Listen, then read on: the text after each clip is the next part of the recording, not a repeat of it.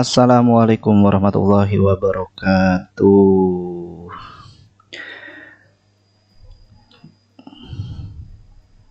Oke, materi kali ini kita akan bahas tentang marketing communication. Ini yang buat modulnya. Special thanks buat Mas Radityo Kusumo Santoso atas materinya. Kita mulai dengan pembahasan what is marketing management. Ya, sebelum masuk ke marketing communication, kita bahas dulu tentang marketing management. Marketing management is the art and science of choosing target market and keeping and growing customer through creating, delivering, and communicating superior customer value. Jadi, manajemen pemasaran adalah seni dan ilmu pengetahuan dalam memilih market yang akan kita tuju, yang akan kita dapatkan, yang akan kita pertahankan dan akan kita kembangkan customernya melalui komunikasi yang kita buat dan kita kirimkan kepada mereka tentang nilai-nilai yang superior untuk customer tersebut.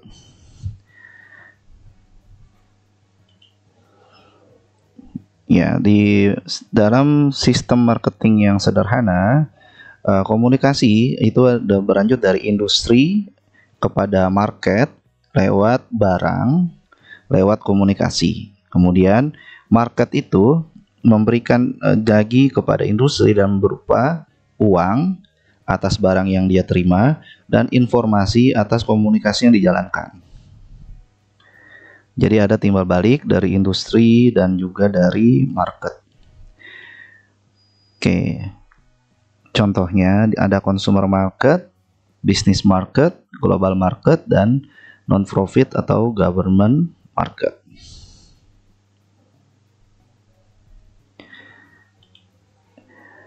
Kita masuk kembali bahas tentang segmenting, targeting, dan positioning. Di sini kita hanya menekankan pada dari segmentasi itu siapa saja potensial customer Anda, bagaimana pengelompokannya, siapa atau kelompok mana target utama Anda, itu sudah masuk ke dalam targeting. Dan positioningnya adalah Anda ingin mereka berpikir apa tentang Anda. Jadi saya ulangi, siapa saja potensial customer Anda, kemudian bagaimana pengelompokannya, siapa atau kelompok mana target utama Anda, dan terakhir positioningnya adalah Anda ingin mereka berpikir apa tentang Anda. Jadi bukan Anda berpikir tentang Anda ya, tapi Anda maunya orang lain berpikir tentang Anda itu seperti apa. Itu adalah segmenting, targeting, positioning. Nah, gimana caranya supaya mereka bisa berpikir tentang Anda ya? Lewat marketing communication. Ya, kita masuk ke marketing mix. Kita ingat ada the 4Ps, ada dimulai dari produk, price, promotion, dan place. Ya, marketing mix ini adalah ingin mencapai target market. Satu dari produk itu diantaranya ada variasi produk, quality produk, desain produk, tampilan produk, brand name, packaging, ukuran, service atau pelayanan, warranty atau garansi, dan return kalau misalkan barang itu bisa ditukar atau dikembalikan bila ada kekecewaan. Dari sisi price atau harga, kita kasih mereka dalam bentuk list harga. Kita infokan juga tentang diskon, tentang allowance, tentang payment period, tentang credit term.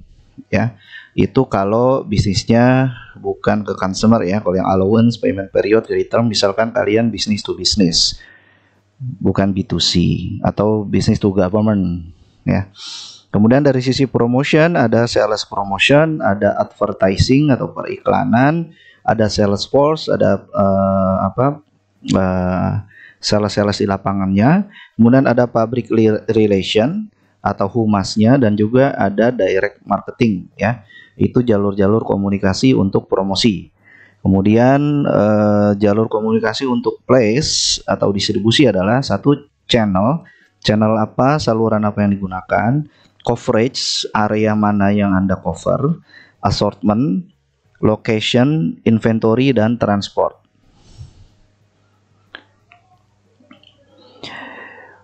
Value creation and delivery consists of 3 parts. Pertama, choosing the value atau segment the market, define target market, develop offering.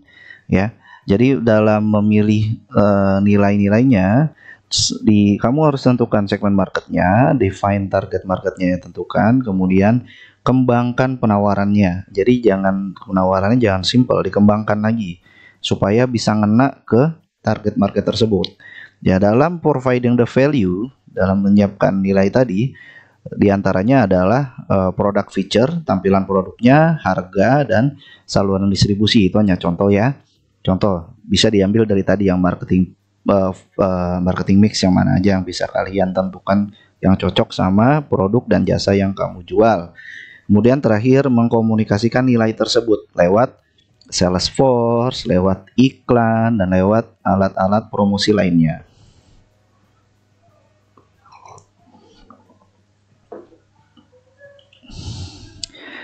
Marketing mix strategi ya, ini adalah marketing mix strategi untuk komunikasi ya. Di sebelah kiri bisa dilihat ada gambar company. Di sana ada offering mixnya, penawaran mixnya, bauran penawarannya, yaitu produk, kemudian service, kemudian harga. Nah, kemudian ke tengah dia bergerak ke kanan, communication mixnya. Dia bisa lewat advertising, bisa lewat sales promotion, bisa lewat event and experience, bisa lewat public relation, bisa lewat direct marketing, dan bisa lewat personal selling. Event dan experience serta public relation ini juga bisa disampaikan lewat distribution channel sampai ke target customer. Untuk yang advertising, sales promotion, public relation, direct marketing, dan personal selling bisa langsung mengkomunikasikannya kepada target customer.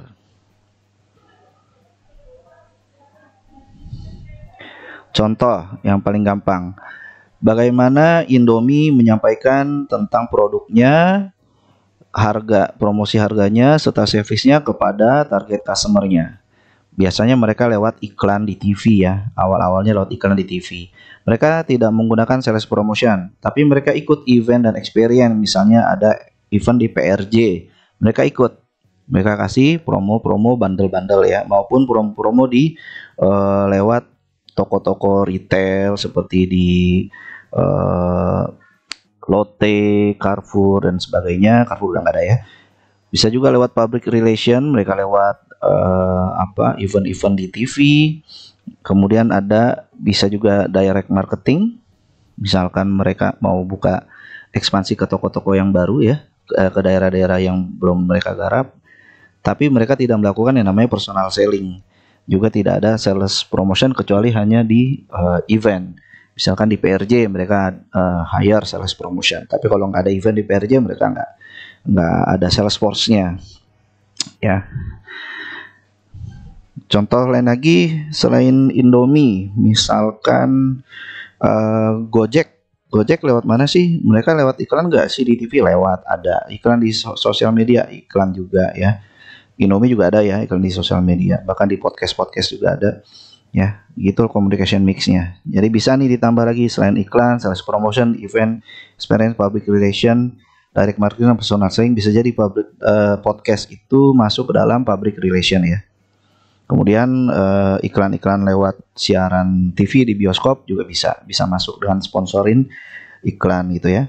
Contoh lagi yang masih baru banget kemarin, MotoGP.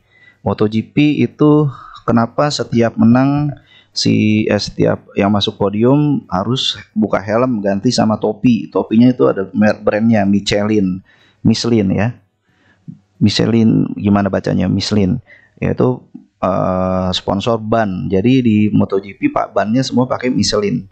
Tidak ada, kalau dulu ada Michelin, ada Bridgestone, ada Pirelli ya. Sekarang hanya Michelin. Kemudian ada juga minumannya Red Bull, atau kalau di sini kita sebutnya Kerating Deng. Kalau di sana Red Bull ya. Ada juga sih Red Bull juga di sini. Minuman Red Bull gitu. Itu tetap harus ada. Jadi begitu menang, selesai masuk podium, mereka dikasih minum, silakan minum dulu Red Bull, kasih iklan ke TV.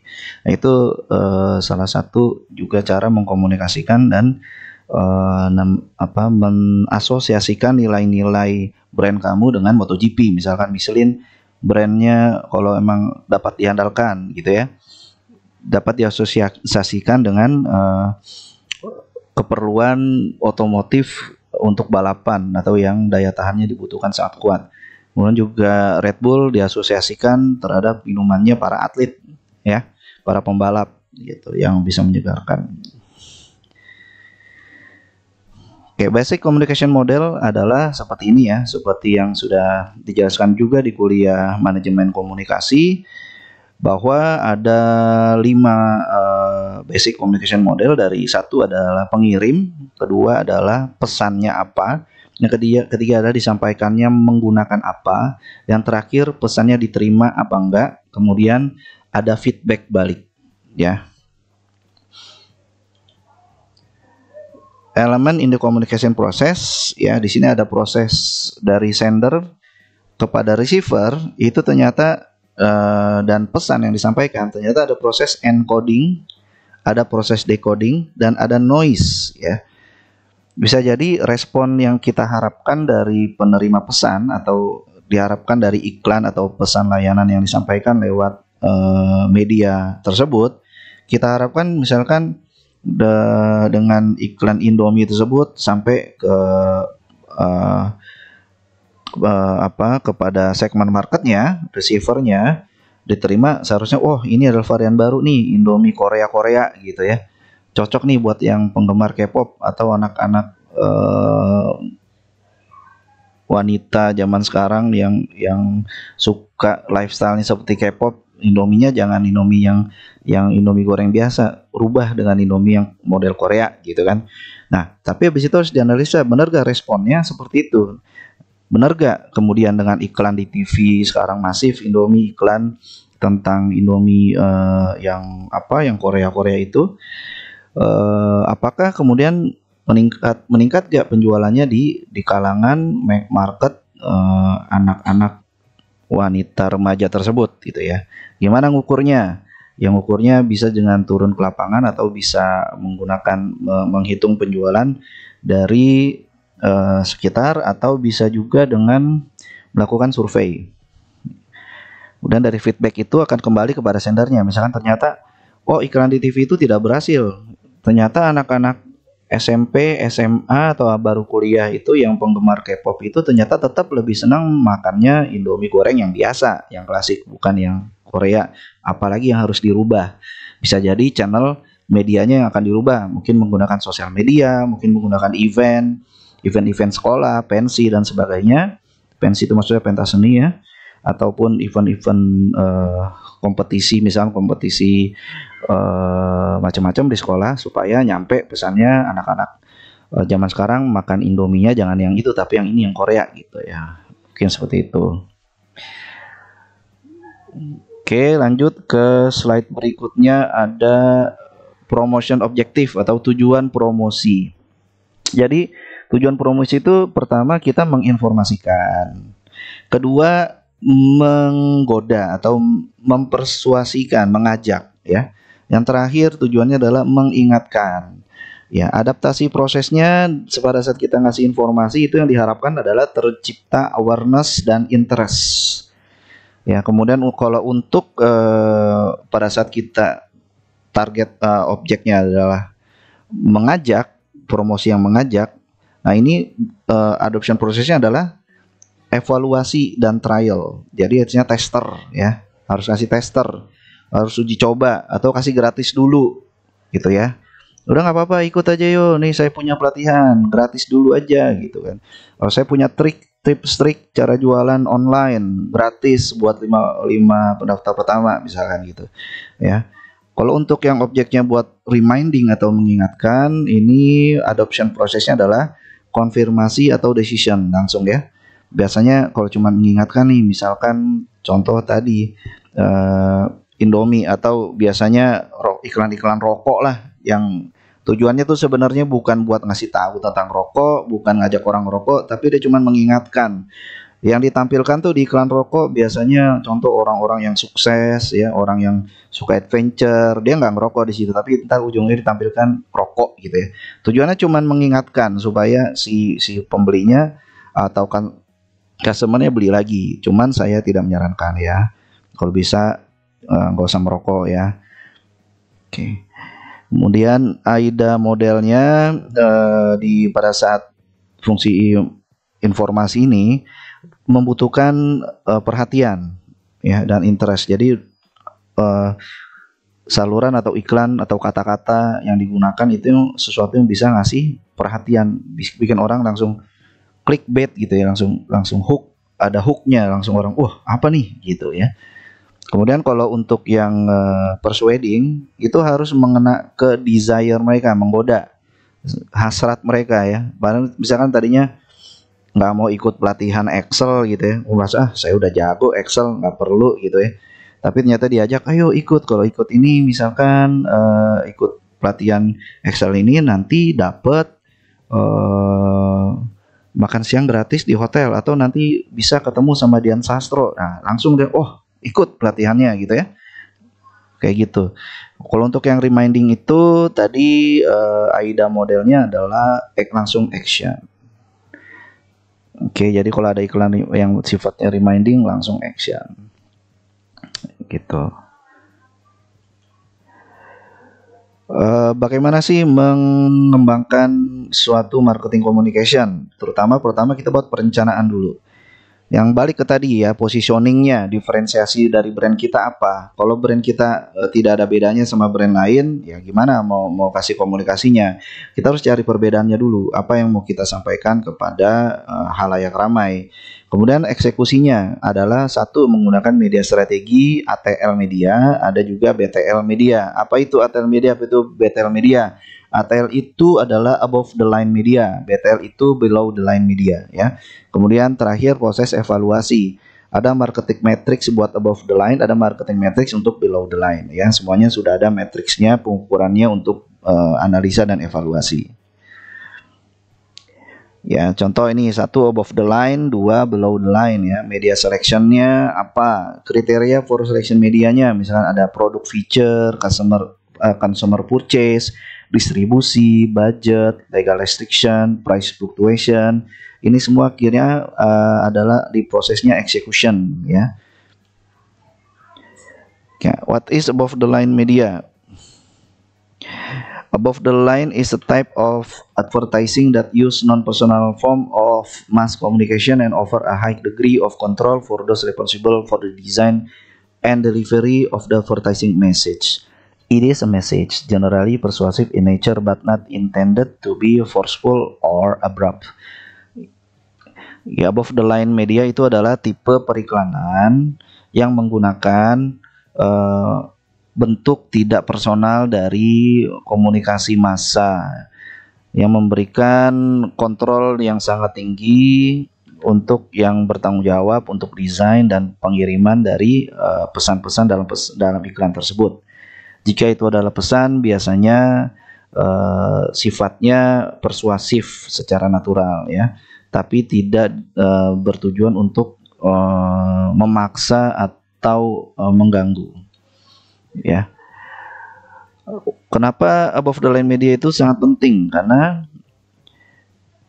influence audience, mereka influence atau mempengaruhi audiens dengan menginformasikan atau mengingatkan kembali eksistensi dari brand mereka, atau secara alternatif melakukan persuasi atau mengajak atau membantu mereka dengan cara yang berbeda dari produk atau bentuk organisasi lain ya. Jadi dari produk lainnya atau organisasi lainnya di dalam pasar. Jadi tujuannya memang membantu untuk membedakan produk atau brand mereka dibanding dengan yang lainnya di dalam pasar. Oke, bisa lihat contohnya di sini ada gambar, ini ada iklan ya. Iklan Mercedes-Benz. Di iklannya tuh kayak ada mobil nonjol gitu ya, kayak ada mobilnya, tapi sebenarnya enggak seperti itu ya. Kemudian ini ada iklan tentang koran di FT, Financial Times. Kemudian ini ada iklan yang berbeda nih, kayak singular ya, head drop ya. Ternyata tulisannya nih, callsnya jatuh dari atas gitu ya. Orang jadi suka jadi foto-foto gitu. Jadi uniqueness-nya ini jadi bikin orang mau foto, sehingga jadi mengingatkan orang untuk tentang brand tersebut atau jadi pengen baca gitu ya. Jadi pengen coba. Bagaimana cara mengembangkan ATL media yang efektif? Kita punya rumus namanya PAPERS ya. Print, artifact, public space, elektronik, retail ambience, dan simbol. Oke. Print. Print itu artinya media yang di print ya. Dimana penting banget untuk bikin audiensnya tuh stop, look, respond. Stop artinya berhenti untuk melihat dan memberikan respon. Contoh tipe medianya, satu adalah newspaper atau kertas, kedua adalah magazine atau majalah.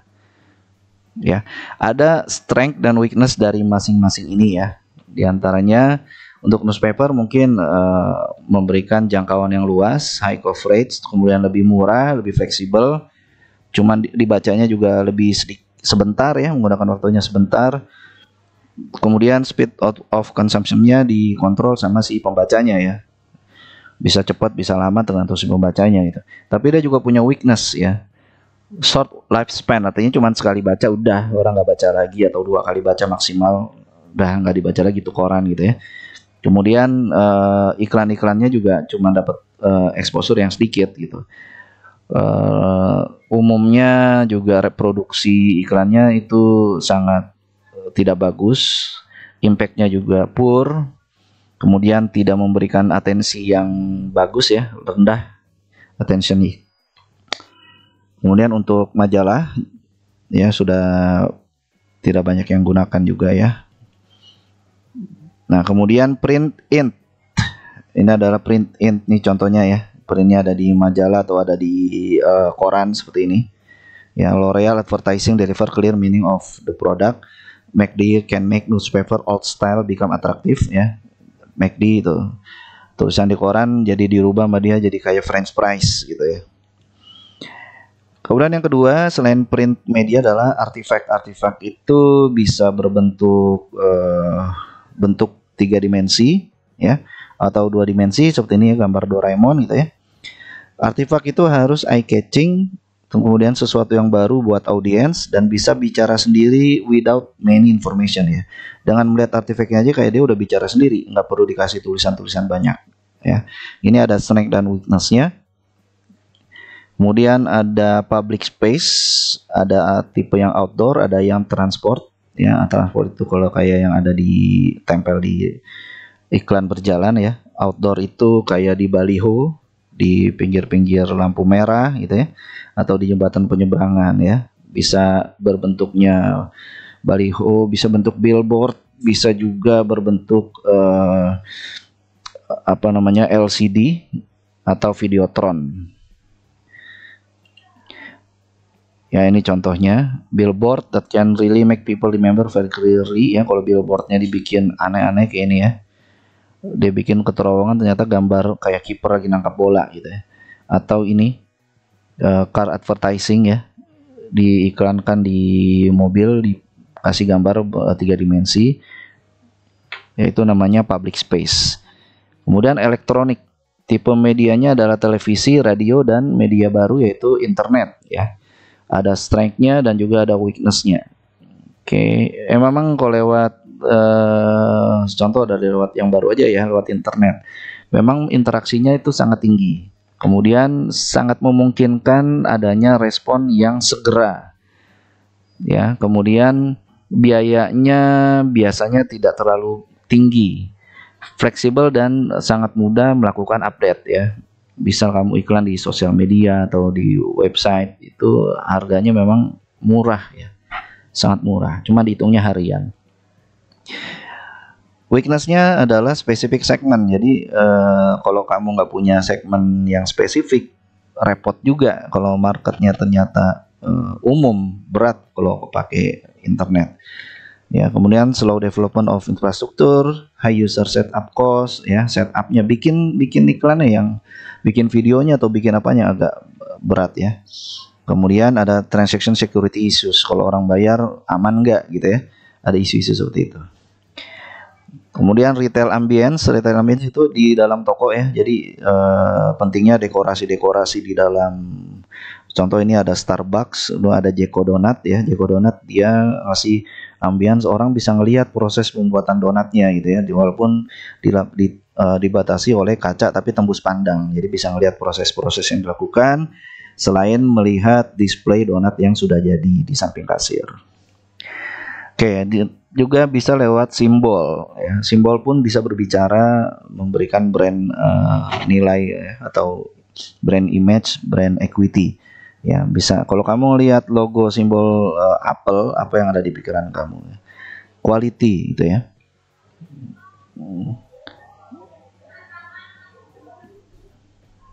Simbol atau logo juga bisa ditaruh di media apapun dan bisa digunakan berulang kali sebagai peringatan atau pengingatan kepada publik ya.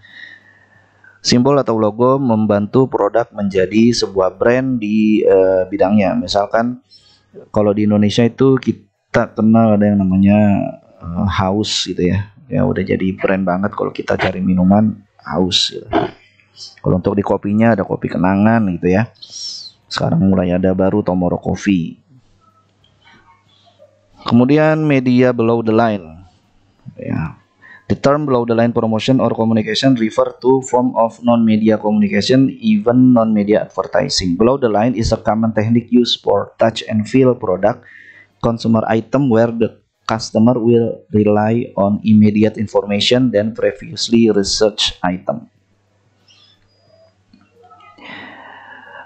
What is the below line media? It ensure recall of the brand while at the same time highlighting the feature of the product. Ya, contoh AirAsia kerjasama sama Manchester United ya.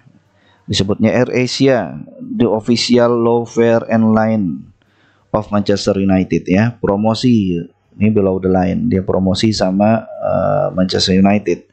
Jadi taruh di logonya di mana itu deh, ada AirAsia.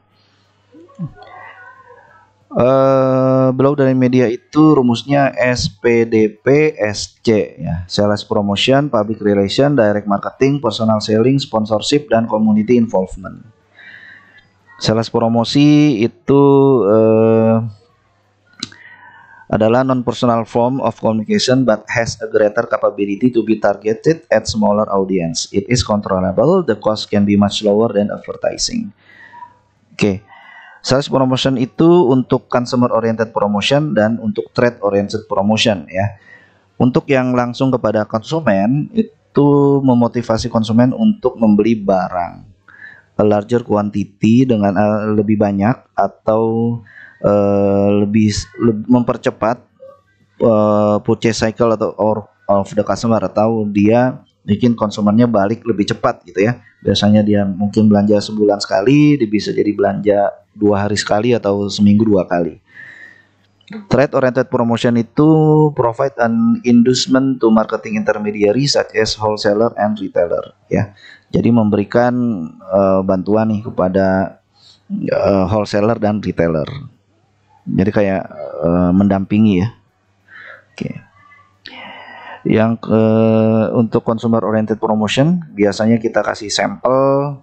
Consumer are given some quantity of a product for no charge to industrial. Ada kupon, ada premium, ada kontes atau sweepstake, refund, rebate, bonus pack, price off, frequency program, event marketing ya. Dimana event marketing adalah type of promotion where a company or base is linked to an event or where a theme activity is developed for the purpose of creating an experience for consumer and promoting a product or services.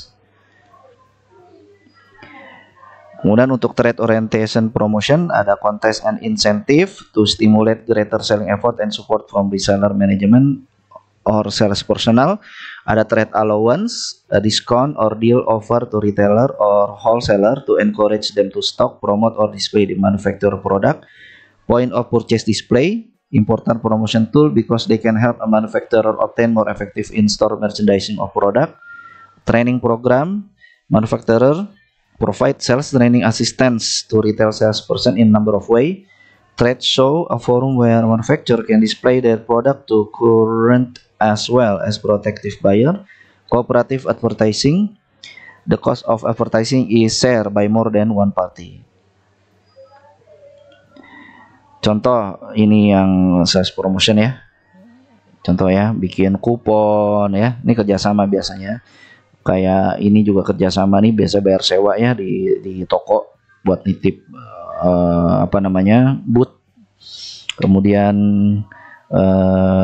event ya, ini kupon lagi. Kemudian ini ada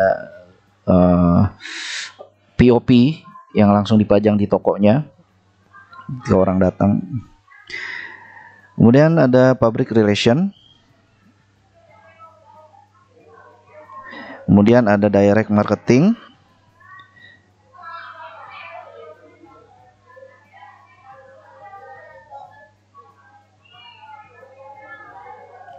Dimana direct marketing seeks to target individual customer with the intention of delivering personalized message and building a relationship with them based upon their response to the direct communication.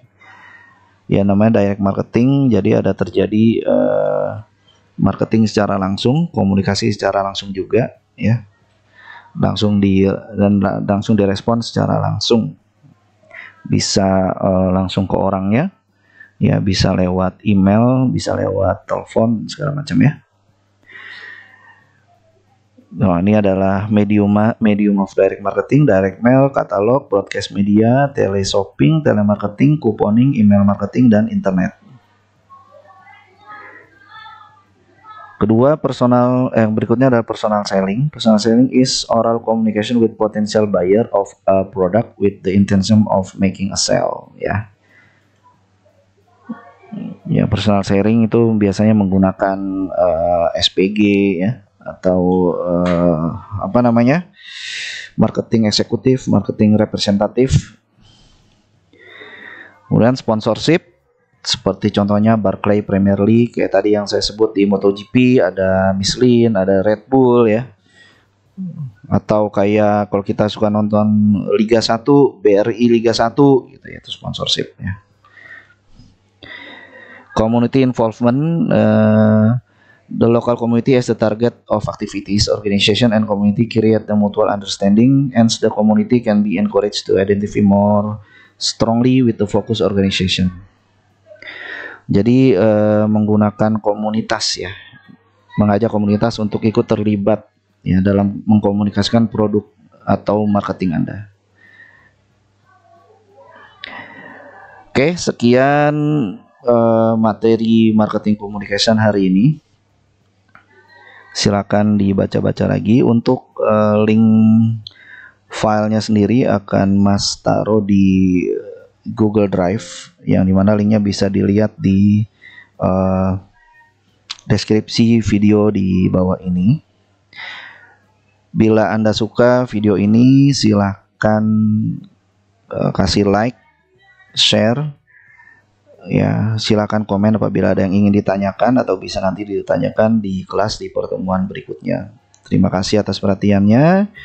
Mas pamit undur diri. Assalamualaikum warahmatullahi wabarakatuh.